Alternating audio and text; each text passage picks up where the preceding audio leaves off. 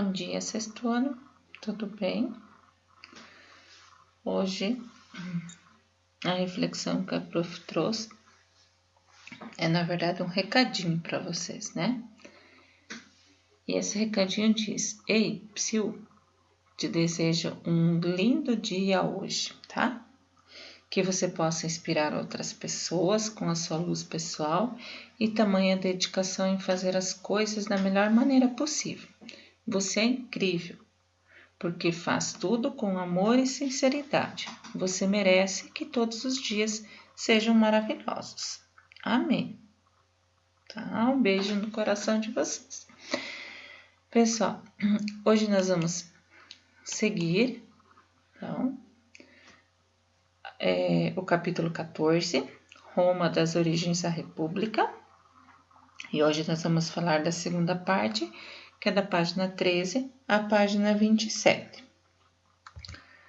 Na página 13, nós temos lá, nasce a ideia da República Romana. Nessa nasce a ideia da República Romana. Então, na aula de segunda-feira, a prof falou para vocês que os reis etruscos, os patrícios acabavam não concordando com aquela situação, pois com os reis etruscos eles acabaram perdendo sua influência política, mesmo eles tendo um poder econômico, eles acabam perdendo sua influência política.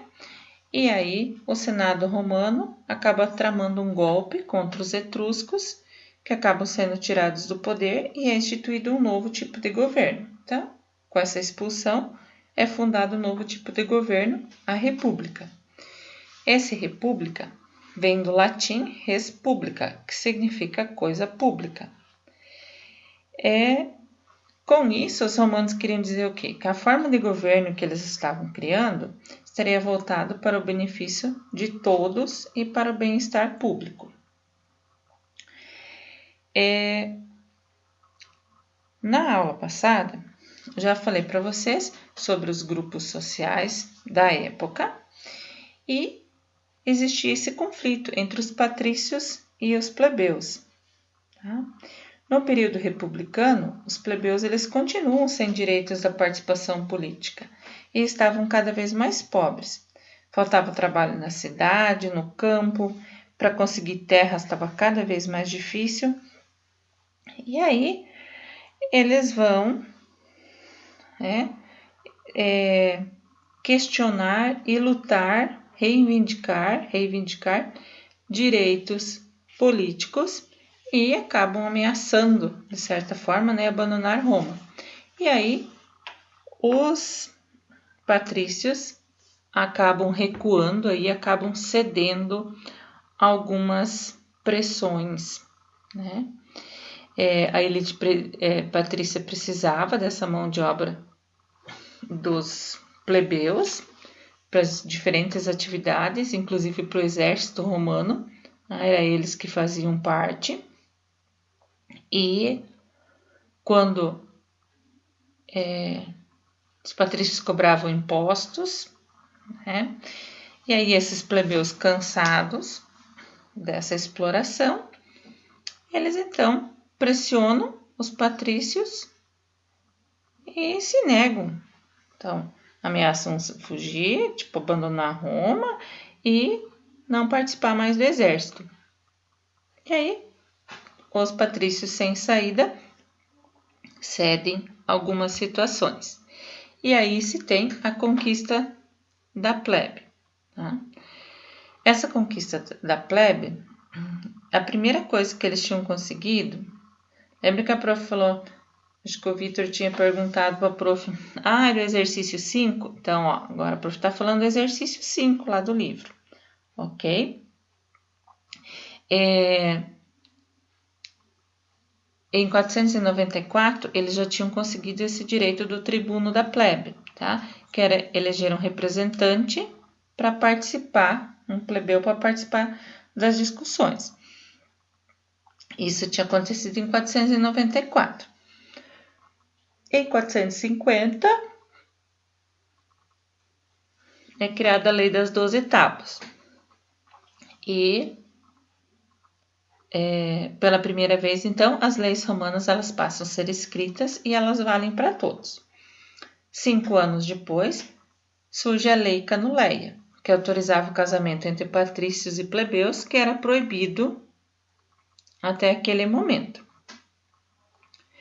Em 366, 367, os plebeus garantiram o direito de ocupar cargos públicos através da Lei Licínia, tá? E o cargo de primeiro cônsul acaba sendo ocupado por um plebeu. E em 326 acontece, tem o decreto, né, que tira a escravização por dívidas, né? Deixa a prof só verificar aqui. Fim de escravidão por dívida 366. No slide aqui, prof, tem 326 aqui, tá? Ó, seria 366, como a prof fez a linha aqui embaixo. Uma linha do tempo, que é lá o exercício 5 da página 25, tá? Diz lá, monta uma linha do tempo com as principais conquistas políticas e sociais dos plebeus. Então, 494, Tribuno da Plebe, 450, a Lei das 12 Tábuas, 445, a Lei Canuleia, e 366, o fim da escravidão por dívidas. Tá? Essa lei Licínia nem aparece lá no livro de vocês, né? Tiveram umas outras leis aí também que eles acabam criando. O poder na Roma republicana. Então, vocês têm lá sobre a República Romana e o Senado. No livro de vocês, vai começar falando aqui dos cônsules, tá?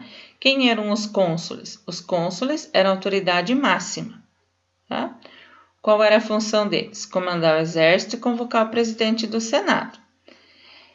Eles eram eleitos em 2 para evitar que um tomasse o poder de forma exagerada, tá?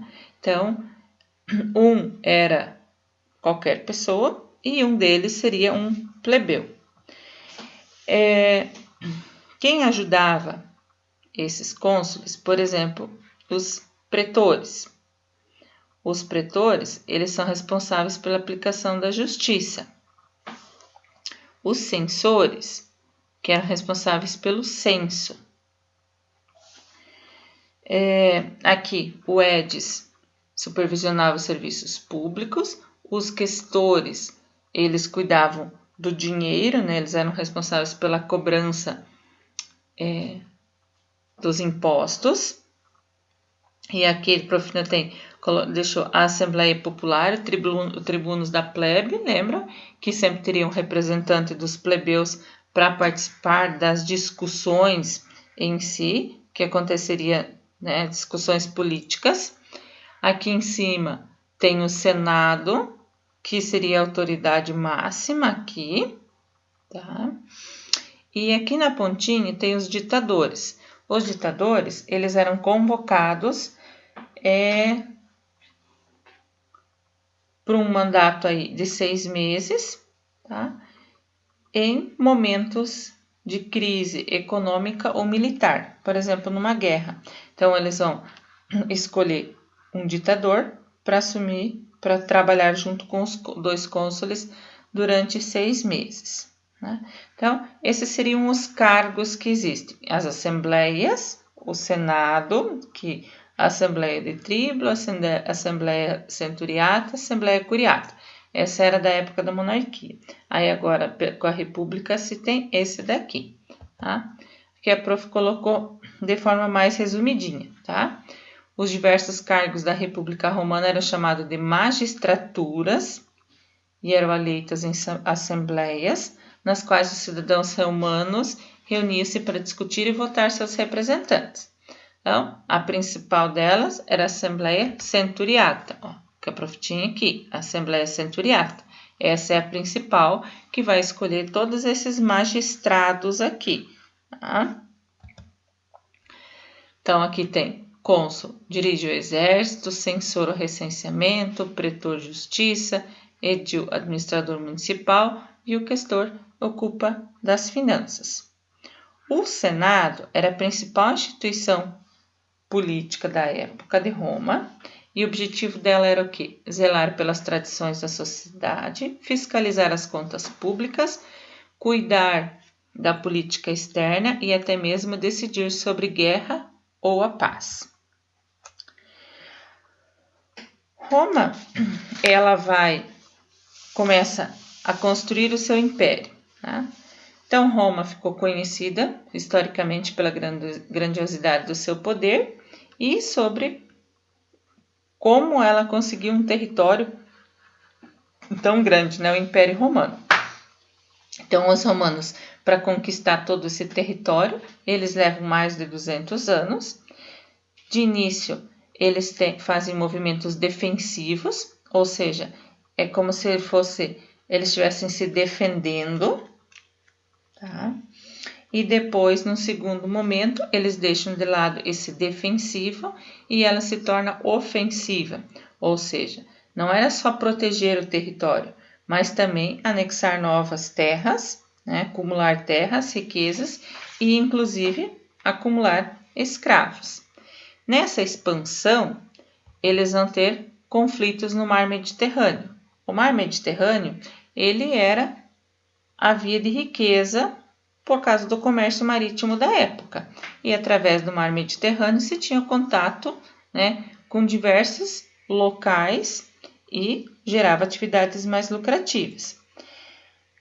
Nessa expansão, os romanos começam a disputar território ou o poder, né, sobre o comércio e sobre os territórios com os fenícios.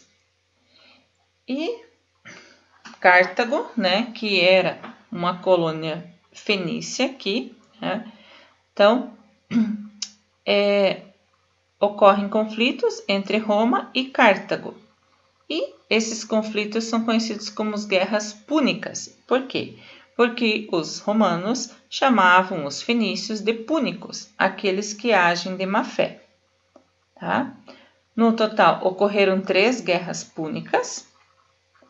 A primeira foi com a vitória romana, que dominou completamente a ilha e recebeu uma grande indenização de guerra. O segundo conflito terminou favorável a Roma, que passou a dominar várias regiões, mas ela teve que pagar uma indenização. E no último, os romanos não só venceram, como dominaram a própria cidade de Cartago, que se tornou parte do vasto território dominado pelos romanos. Então, eles acabam vencendo essas guerras púnicas. Com esse vencer as guerras púnicas, eles vão dominando cada vez mais o território. E aí vai surgir uma expressão latina, mare nostrum, que significa o quê? Que o mar é nosso, que o mar Mediterrâneo é nosso, tá? Roma começa a exercer, então, esse controle sobre o Mediterrâneo Ocidental e alcança um domínio cada vez maior sobre o mar. Dominando esse comércio da região, ele vai estar fortalecendo a estrutura escravista com os prisioneiros de guerra, tá? Então, eles usam a expressão mare nostrum, que significa nosso mar, que era o termo usado quando eles fazem referência ao mar Mediterrâneo. Eles utilizavam esse termo, pois o Império Romano era tão vasto que todo o litoral do Mediterrâneo pertencia a Roma, como nós temos aqui, tá? O Mediterrâneo aqui, então, ele se torna uma rota de livre acesso para os romanos que podiam transitar por todo o território livremente. Isso facilitava o comércio dele com várias outras regiões aí, né, com as diversas áreas e trocas de moedas. As atividades da semana, exercício 3-4, a questão invertida, você é o historiador. As atividades 3, 4, 5, 7, 8, 9, 10. E para postar no AVA, então, o exercício 5, que é lá da linha do tempo, ok? Vão tentando fazer, que depois a gente conclui no chat. Até mais!